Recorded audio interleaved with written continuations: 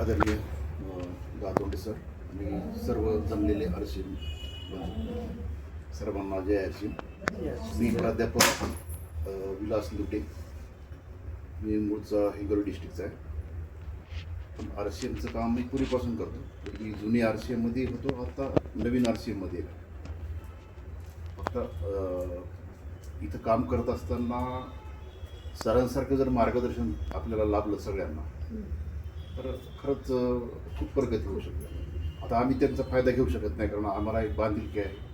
आम्ही जॉबवर असल्यामुळं आम्ही थोडंसं कमी वेळ देऊ शकतो. पण आपण आता सरांनी एक उदाहरण सांगितलं की जे पुण्याला 5,000 किंवा आता इथं लोकलला सुद्धा 5-10 हजारावर जे काम करतात किंवा पुण्याला जाऊन 15,000 20,000 करतात, त्यांनी याच्यामध्ये उतरलं तर एकदम फार उत्तम आहे.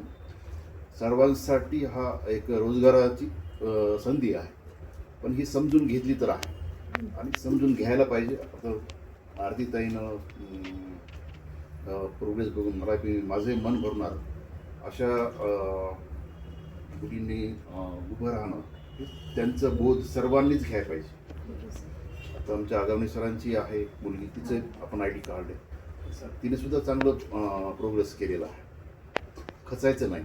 घटना ह्या ज्या काही घटना आपल्या परिवारामध्ये सामाजिक घटना ज्या असतात त्या होत राहतात, चलत राहतात. त्याचा फार डोक्यावर परिणाम करून घ्यायचा नाही, पण त्याच्यामधून मार्ग काढायचा.